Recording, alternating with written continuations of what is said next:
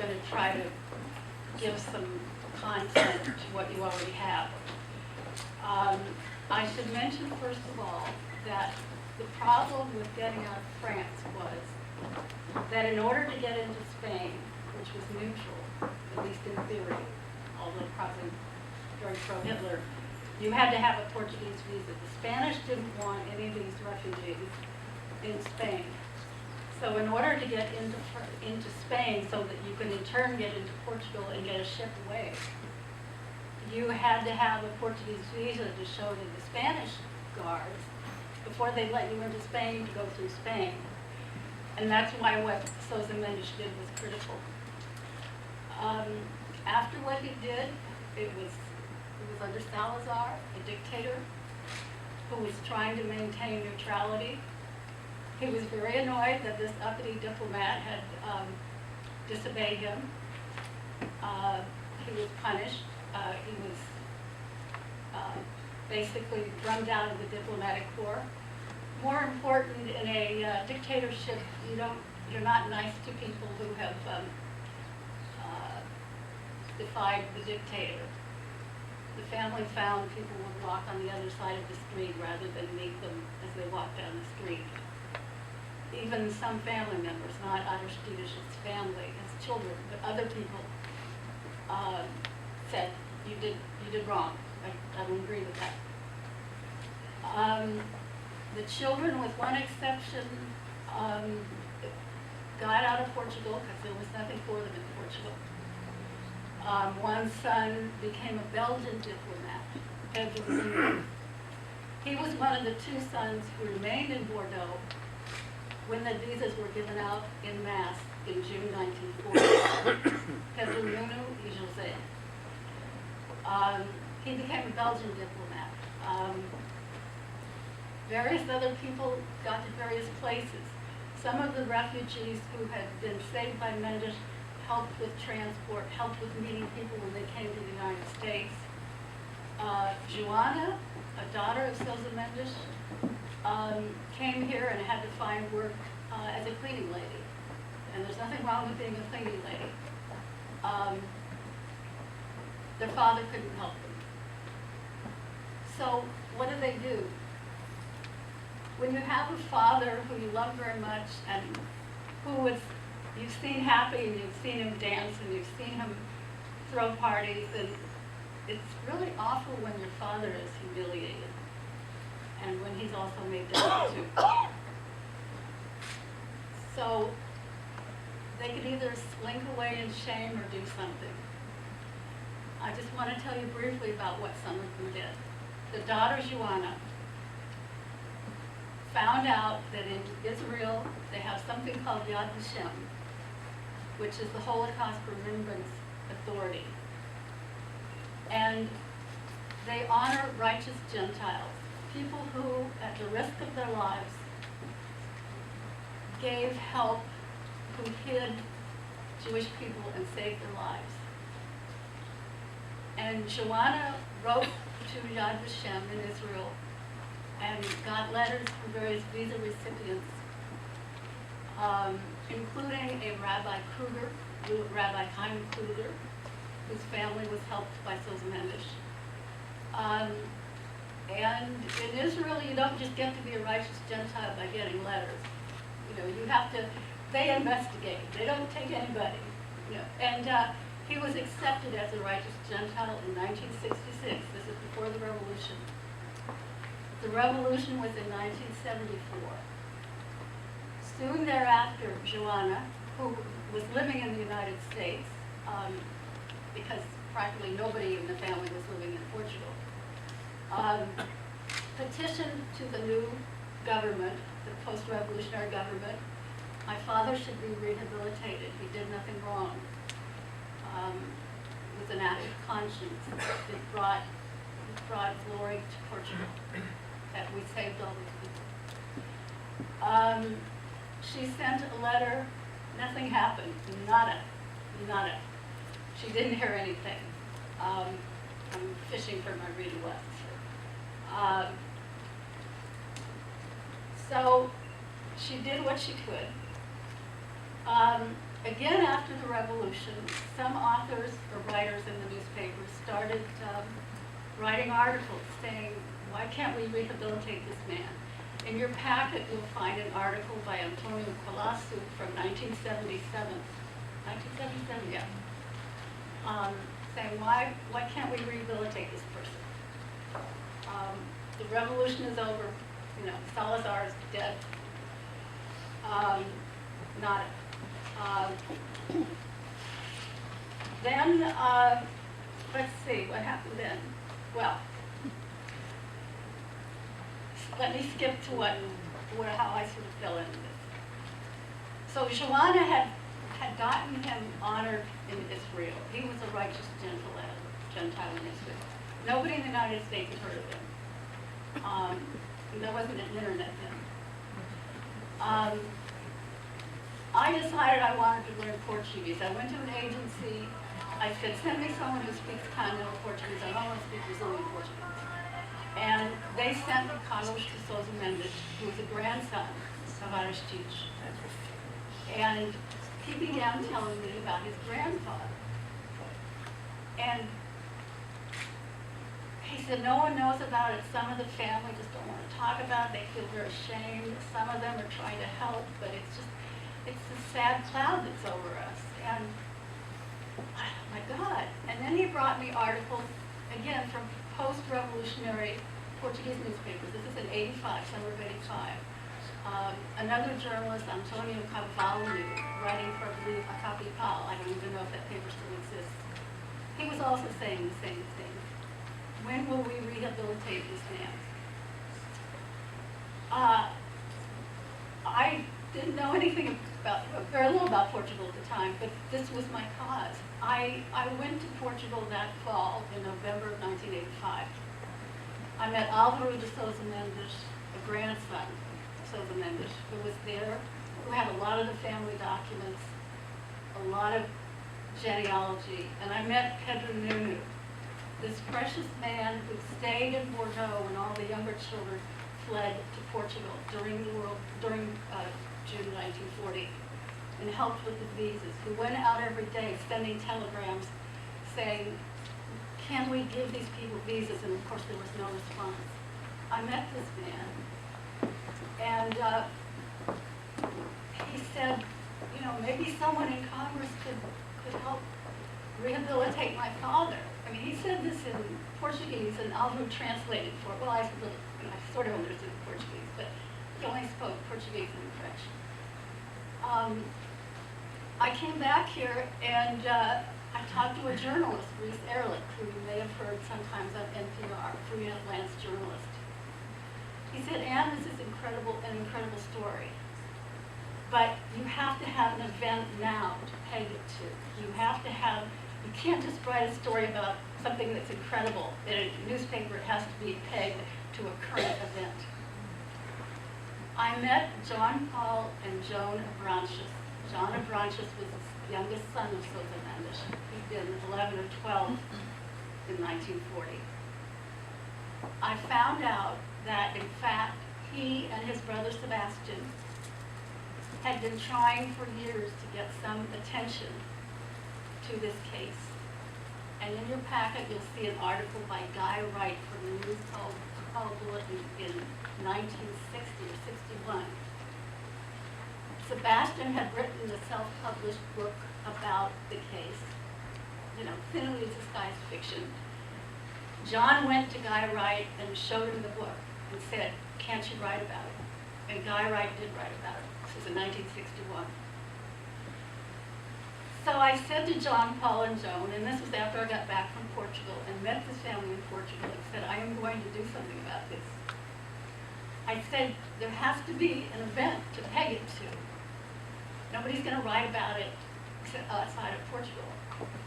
And I don't know if it was what I said, and I suspect it wasn't, because John, Paul, and Joan, especially Joan, Joan was an Irish lady from New York, and she was the power, she was incredible.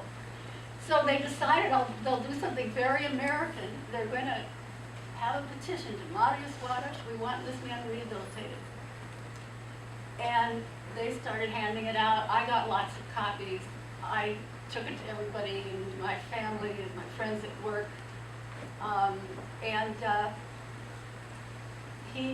John Paul and Joan set up a little card table with this petition outside of their parish church in Dublin, California.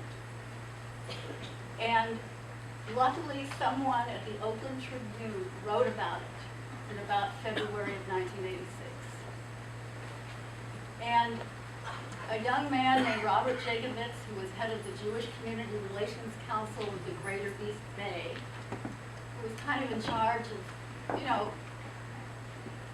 reaching out to other communities besides the Jewish community. He read the article, and he called up John Abranches, because then you could use phone books and people were in them, And he said, "Excuse me, John, I have a master's degree in Jewish social work, and I know all about the rise of Gentiles. I've never heard of your father." And John said, "Well, excuse me, Mr. Jacobitz, if you will call Yad Vashem, they will tell you." And Robert did, and he was told that this is one of the men we honor most. And Robert decided to devote his life to it too, or that portion of his life. John, Paul, Joan, Robert, and I founded the International Committee to commemorate Aristides de Sousa Mendes. We were 4 little people in the Bay Area. If you want to know the definition of chutzpah, that would be the International Committee. We set up a Portuguese office. Alvaro was our Portuguese representative.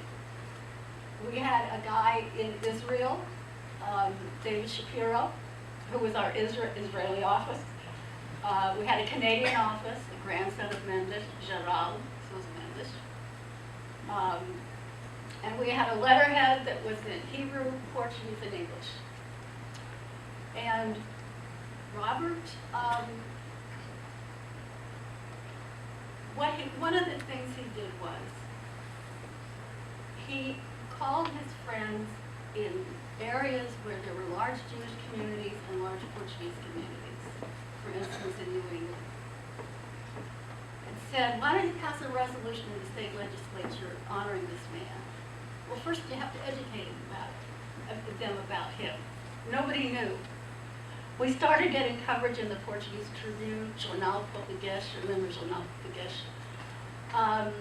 We had a lot of help from Artur Cunha de Oliveira, who was the editor at that time of the Portuguese Tribune.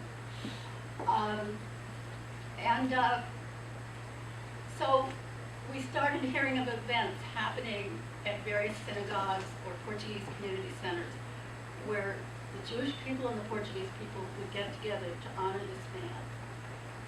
It was a beautiful, beautiful thing happening. And we recruited, and I should say that Robert recruited Tony Coelho, who at that time was the majority whip of the House of Representatives, the only Portuguese American at that time in the House of Representatives. Tony Coelho recruited Henry Waxman, a congressman from LA, who was Jewish American, and they worked together. They introduced a resolution in the U.S. Congress. They got about 40 signatures of Congress people. It didn't pass because they were too busy sending letters to Maria Suarez saying, "Please honor this man. This is the resolution that we've introduced honoring him." It was, anyhow, too much detail probably. Cavaco Silva, who was then, I know he's the president now, I think. At that time he was the prime minister. He came to the United States. He met with Tony Coelho, the only Portuguese in Congress. And Tony Coelho told him what he thought should be done. Also, what also happened, you remember Joanna, who petitioned to the Portuguese government and heard nothing. We got leaked out about that time, and there's an article in your packet from the Jewish Bulletin, September 1986. It turned out that a Portuguese diplomat Nuno de Basilos, who had been ambassador to Nicaragua. When Joana's petition to the new post-revolution government to honor the father, when they got that petition, they assigned it to Ambassador Basilos. He prepared a report in June 1976, which was 2 years after the revolution. His report was very critical of what the Portuguese government under the dictatorship of Salazar had done during the war. It was suppressed. We understand that he became so upset afterwards that he had a stroke and was taken into the hospital and died. And that report was suppressed. Somebody, let's give a little cheer for leakers, somebody leaked that report first to the family in Portugal, and then it came to us in the summer, early fall of 1986, the report by Basilos in Portuguese.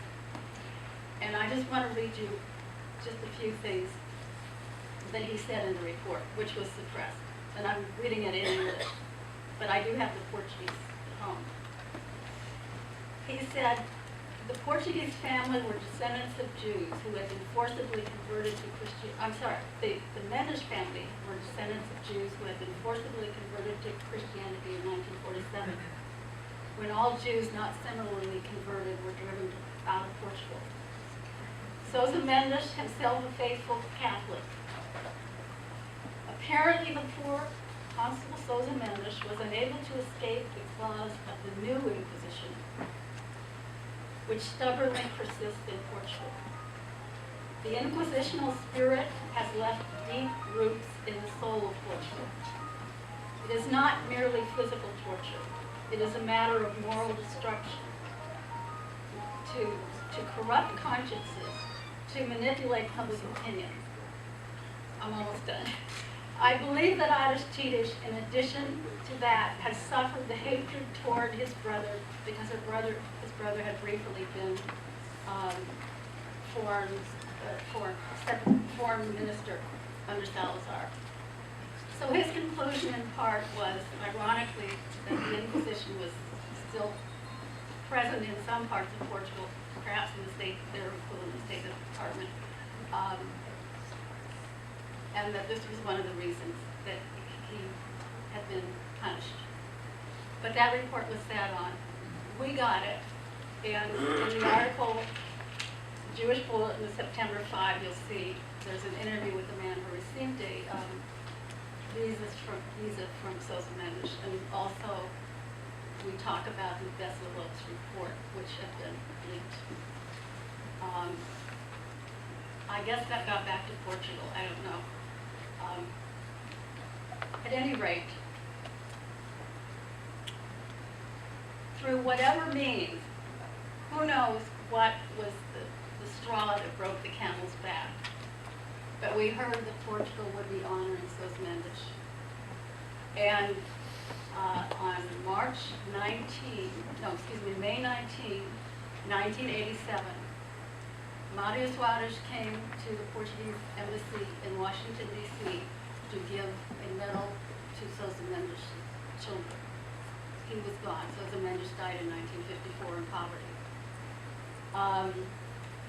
The children of Sousa Mendes and the grandchildren of Sousa Mendes came from all over the world, those who could afford it, to be there. Some of them meeting each other for the first time. You know, they've been scattered all over the earth. Some didn't even speak the same languages.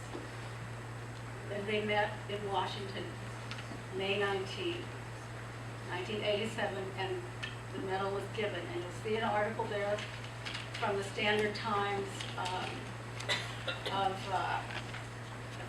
May 20th, 1987, talking about Portuguese leader honors man who helped Jews flee. That was really wonderful. What was even more incredible for us, because what is a medal? It shows they're beginning